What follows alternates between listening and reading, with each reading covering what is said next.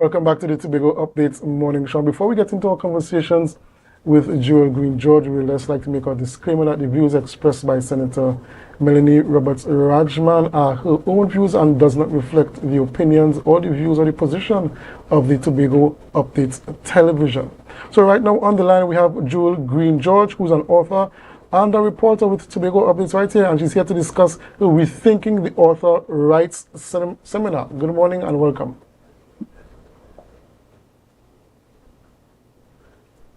Good morning.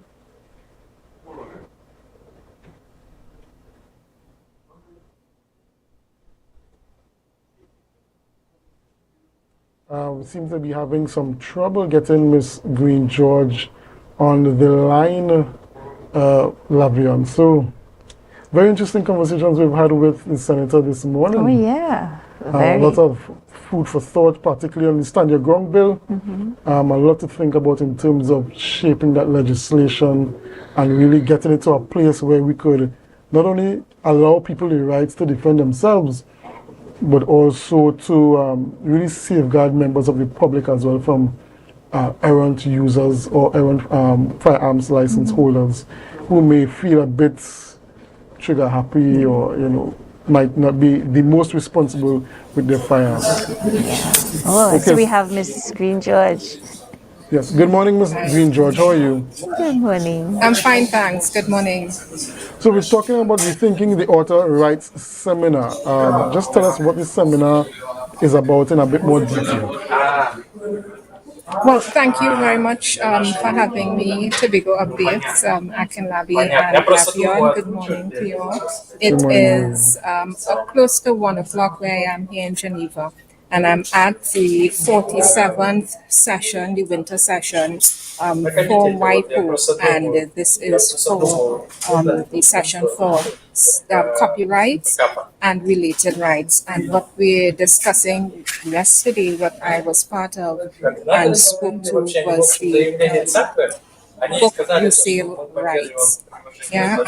Resale rights is considered something that authors can get into in terms of their remuneration. So we're looking at every time a book is sold, an author gets a percentage of that sale, whether it's 15 cents. So think of it like that, right? A couple cents on the dollar in terms of the sale. So that was the International Authors Forum side event yesterday.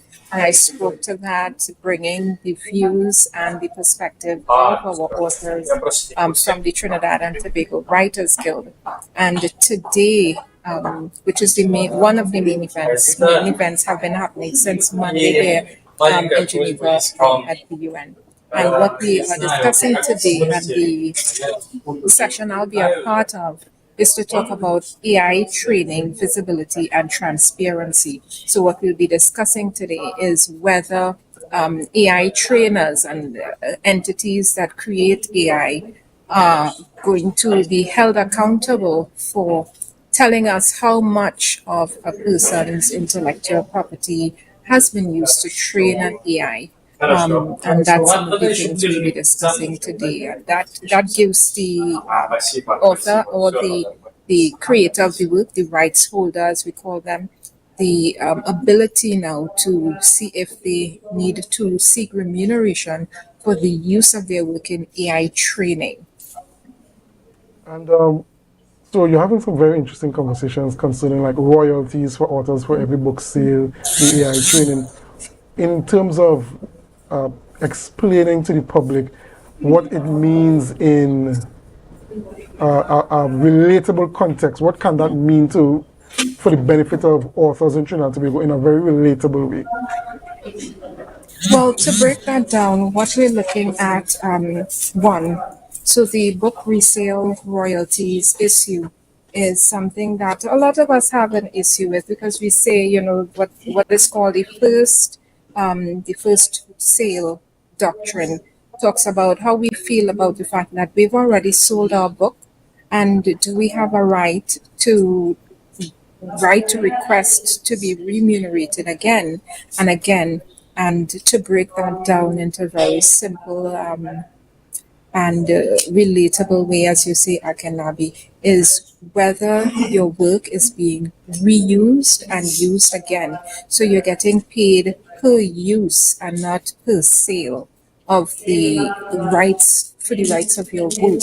So if an author's work is being reused and again, whether it's the second time, third time, fourth hand books, as we say, once it's not just handed down, once it's a book sale, the rights of the author should be considered in a monetary way, and therefore the author is now going to be receiving some copyright royalty. And then we have conversations about how we're going to do that, but that's another place and time. So I hope I simplified that enough in terms of the book resale royalty. But on the side of the AI, the training of AI and the visibility and transparency. So for an AI to be able to do what it does in terms of us asking it to produce certain things, let's break it down as simply as possible for it to be able to write an email for us. We are asking it to write a professional email, as our HR manager or something like that. And therefore it goes into all the work that has been put into it, fed into it, and figures out how to act as an HR manager to write an email to answer, an email that was sent to you, for instance. And that means that the AI trainers would have fed data and information into the AI so that the AI now understands how to operate in this sort of way. That's why they call it artificial intelligence. It's not actually learning, it's being trained. And that's why when we talk about AI training, visibility, and transparency, we want to know whose work did you use to train the AI to be able to answer the questions that we've asked it or to do the things that we've asked it to do. This seminar, you're talking about authors here, but does it also cover other types of writers such as playwrights and poets? So this covers all writers. So when we say writers, we are even talking about persons who write for news, like myself, like my colleagues, right? Lavion, we're talking about people who write, whether you're writing a book, whether you're writing a script, whether you're writing whatever genre of writing, poetry, biography, whether you're writing an autobiography, whether you're writing a horror, whatever genre it is, or whatever type of writing, whether it's for news, whether you're a journalist, it does not matter. Once your words are being recorded on paper somewhere, that is what we're talking about. So authorship. And finally, for the remainder of the seminar, that period that you'll be over there, what other workshops and seminars would you be participating in? So again, this isn't a seminar per se. Just to simplify it, we know the word seminar quite easily. But this is actually what they call a session. So WIPO, which is the World Intellectual Property Organization, is a part of the United Nations structure.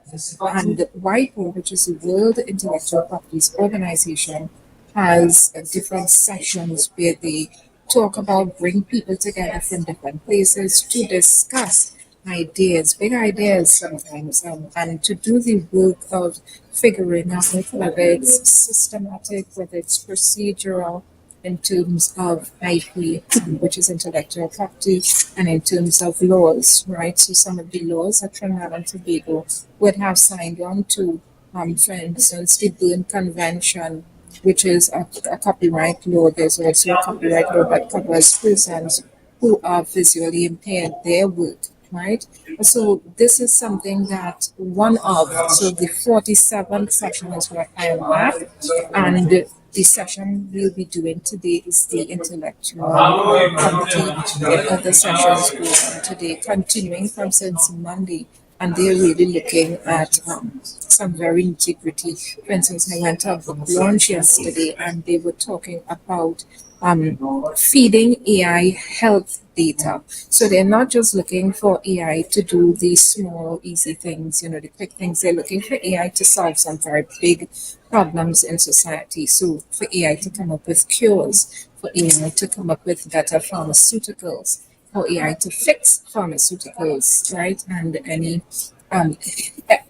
any problems it might cause in terms of side effects. So AI is now, the conversation is, can we feed AI health data? We know with there is HIPAA law, there is the law that stops people from getting into your private data, your health data, but with the new law, they're now giving AI the ability, AI trainers the ability to feed, train AI in health. So give them all the health data, all the experimental drugs, all that data, and they are now looking to come up with better solutions to health issues.